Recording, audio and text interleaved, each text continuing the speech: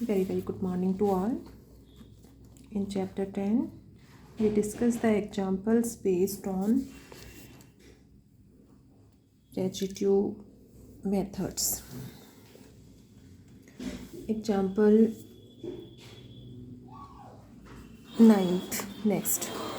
In example 9th, find the residue of the function fz equal to z square upon z minus a, z minus b, z minus c at the point z equal to infinite.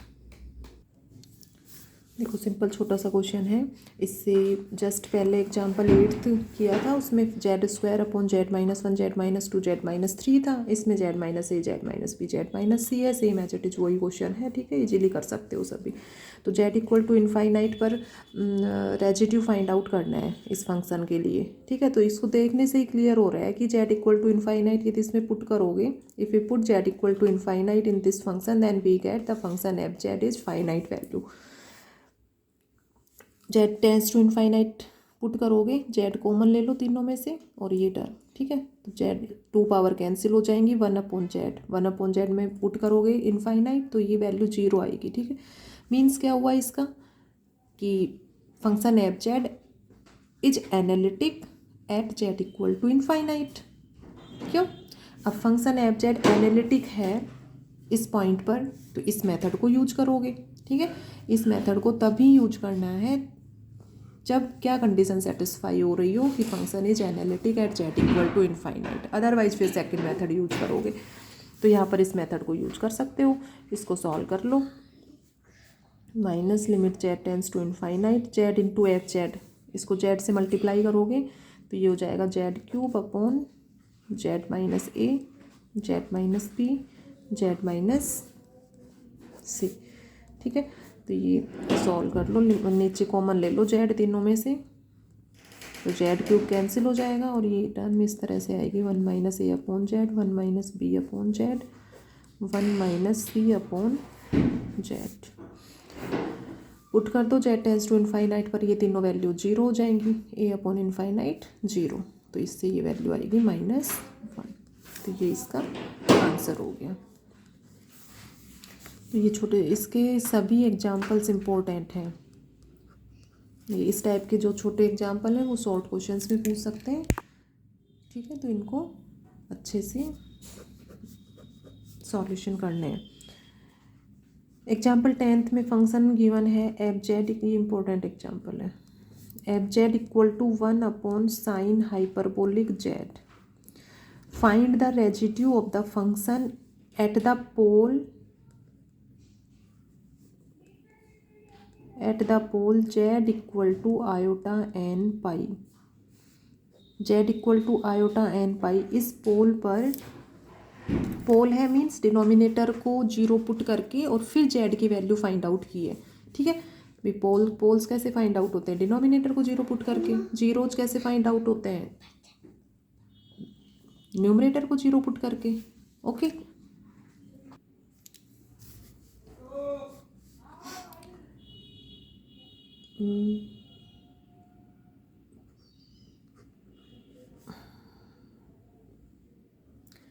Poles of the function fz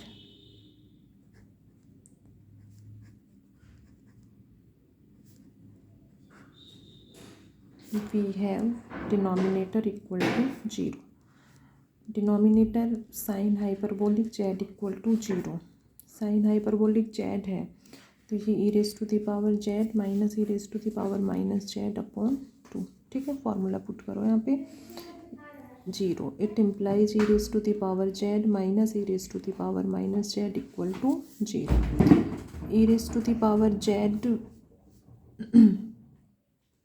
ये common ले लो, ई raise to the power minus Z common लोगे तो ये हो जाएगा E raise to the power 2z minus 1 equal to 0। तो E raise to the power minus Z equal to 0 और E raise to the power 2z minus 1 equal to 0।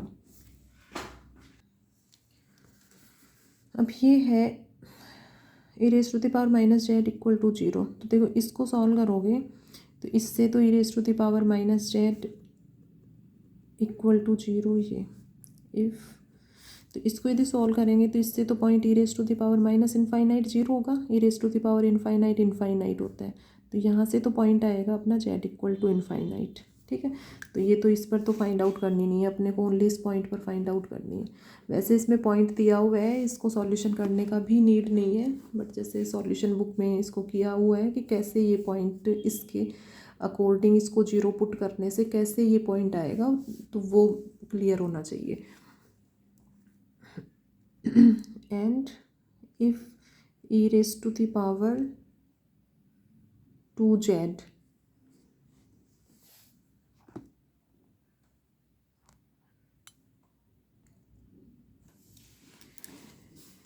Race to the power 2z minus one equal to zero, तो raise to the power 2z equal to 1, क्या general value क्या होती है 1 की, 1 के लिए क्या एक्सपोनेंशियल टर्म में कैसे रिप्रेजेंट करोगे इसको, E raise to the power iota 2n pi. ठीक है, तो 2 कैंसिल हो जाएगा दोनों साइड से, मीन्स ये इस तरह से first 2z equal to iota 2n pi, तो z equal to iota n pi, और n की वैल्यूज क्या होती हैं 0 plus minus 1 plus minus 2 and so on. तो 1 का जनरल जो वैल्यू होती है वो ये, और -1 के लिए क्या बताई थी general value, E raise to the power iota 2n plus 1 into pi, solve करके भी बताया था कि कैसे ये वैल्यू 1 और -1 आती है। ठीक है, पहले सिंगुलरिटी में क्वेश्चंस किए थे वहाँ। तो इसके अकॉर्डिंग ये जीरो होगा तब ये पॉइंट आता है अपना Z equal to iota N pi. तो ये सभी सिंपल पोल्स हैं, Z it implies Z equal to iota N pi, N equal to 0 plus -1 plus -2 and on are the simple pole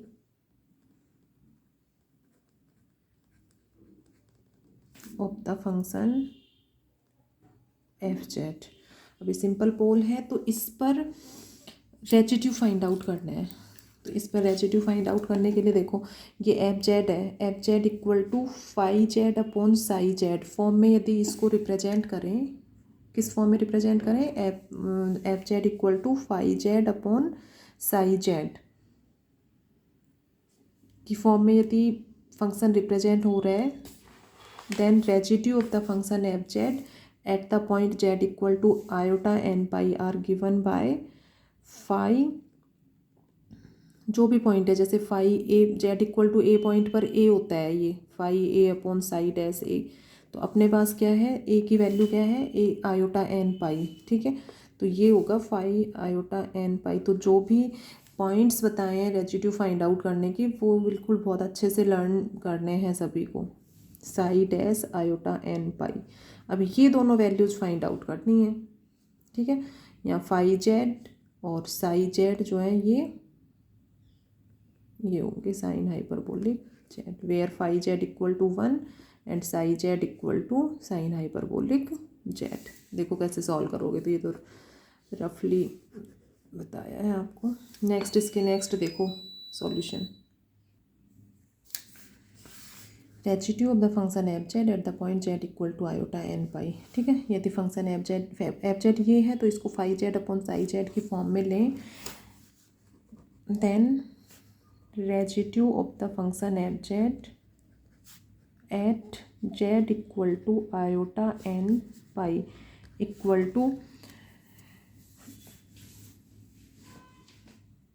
phi, सीधे लो इसको, phi iota N pi upon psi dash iota N pi. ठीक है, अब ये दोनों values find out करनी है। देखो फाई जेड इक्वल टू 1 है तो phi iota N pi equal to भी क्या होगा 1, साई डैश डैश है ये। ठीक है, अब साई डैश आयोटा एन पाई फाइंड आउट करना है तो Sai dash Z find out करो पहले, तो Sai dash Z sign hyperbolic Z का क्या हो जाएगा कोस हाइपरबोलिक जेड। ठीक है, और साई डैश आयोटा एन पाई ये क्या हो जाएगा कोस हाइपरबोलिक, और जेड के स्पेस पे क्या पुट कर दोगे आयोटा एन पाई। अब कोस हाइपरबोलिक हाइपरबोलिक और आयोटा ये इन्वर्स होते हैं एक दूसरे के, तो ये वैल्यू इक्वल हो जाएगी cos N pi, since cos hyperbolic iota X equal to cos X.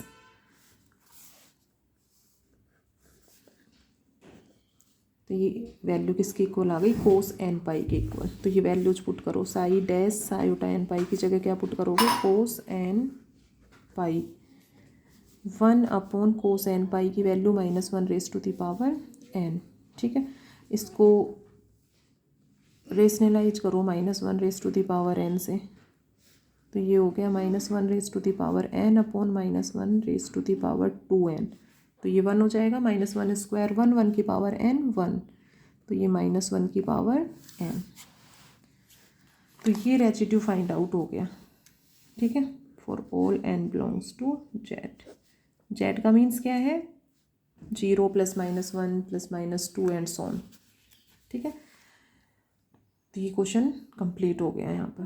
तो इम्पोर्टेंट क्वेश्चन था, छोटा सा क्वेश्चन है बट कैसे सॉल्व करना है, वो कौन सा मेथड यूज करना है वो क्लियर होना चाहिए। तो ये इस मेथड के अकॉर्डिंग इसमें रेजिड्यू फाइंड आउट करोगे।